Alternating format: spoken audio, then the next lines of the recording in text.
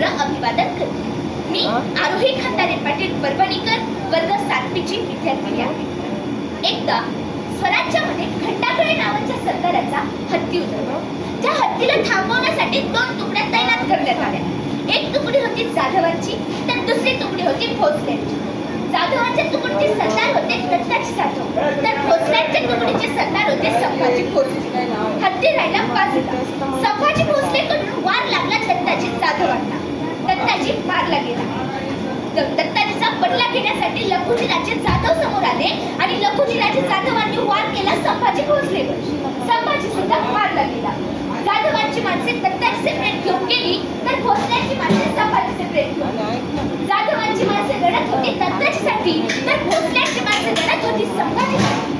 पण जिजाऊ साहेबांनी कुणासाठी लढायचं? कुणासाठी लढायचं त्या मातेनं? एकीकडे आपला सख्खा भाऊ मेला तर एकीकडे आपला दीर मेला. अहो तुम्ही सांगा कुणासाठी लढायचं? पण माझे जिजाऊ साहेब लढत होत्या या नादान महाराष्ट्रासाठी. आपल्यामुळे आपलीच माणसे मरत आहेत. यांना कुठेतरी थांबायला पाहिजे. जिजाऊ साहेब शिवाई देवीकडे गेल्या आणि म्हणाल्या, हे अंबिके चंडिके वरदायिनी वरदान दे गुणवंत हे सिंहासनी चिरफाडल्या मज पुत्र दे.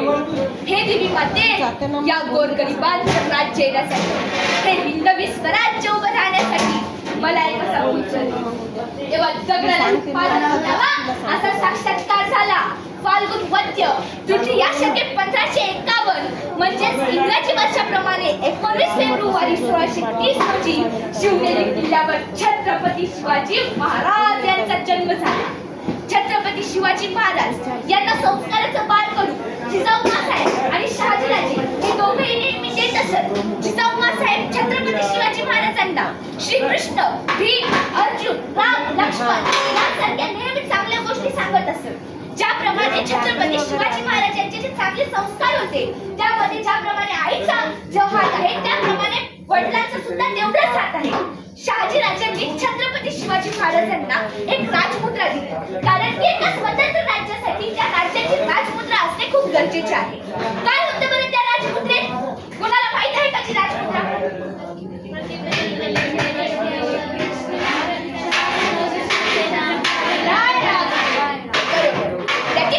लेखे व वर्धिष्णु विश्ववंदिता एका पित्याने आपल्या पुत्राला स्वप्न दिलं आणि ते स्वप्न पूर्ण करण्यासाठी एक पुत्र उभा राहिला. अजून काय काय दिलं असेल बरं एका पित्याने आपल्या पुत्राला? एक स्वप्न दिलं, एक ध्येय दिलं, एक महत्वाकांक्षा दिली व तसेच अष्टप्रधान मंडळाची संकल्पना सुद्धा दिली. सोबत एक भगवा ध्वज दिला आणि हा भगवा ध्वज काय पेलला साधा सुद्धा नाही बरं का. या भगव्या ध्वजाला पेलण्यासाठी मंडपात रग आणि छातीत ठग असावी लागते. हा भगवा ध्वज आहे भगवान श्रीकृष्णाचा. हा भगवा ध्वज आहे प्रभू श्री रामचंद्राचा. हा भगवा ध्वज आहे रामकृष्ण हरी मनात वारीला जाणाऱ्या वारकऱ्यांचा. हा भगवा त्यागाचा, हा भगवा शौर्याचा, हा भगवा पराक्रमाचा, हा भगवा सह्याद्रीच्या अस्मितेचा, हा भगवा अभिमानाचा, हा भगवा स्वाभिमानाचा, हा भगवा साता समुद्र पार फटकू द्या राजे. हा भगवा साता समुद्र पार फटकू द्या. एका पित्यानं आपल्या पुत्राला स्वप्न दिलं आणि ते स्वप्न पूर्ण करण्यासाठी एक पुत्र या महाराष्ट्रासाठी उभा राहिला आणि अवघ्या 50 वर्षाच्या कालावधीमध्ये हे एवढं मोठं हिंदवी स्वराज्य उभं करून दाखवलं. छत्रपती शिवाजी महाराज नावाचं या जगाच्या इतिहासाला पडलेलं कोड आणि हिंदुस्थानाच्या इतिहासाला पडलेलं सुरेख स्वप्न होय. अहो माणसाच्या पोटी जन्माला येऊन सुद्धा देवत्वाला पुजता येतं असं जगातलं एकमेव अद्वितीय उदाहरण म्हणजेच छत्रपती शिवाजी महाराज होय. छत्रपती शिवाजी महाराज की जय.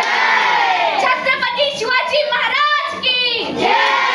जय भवानी.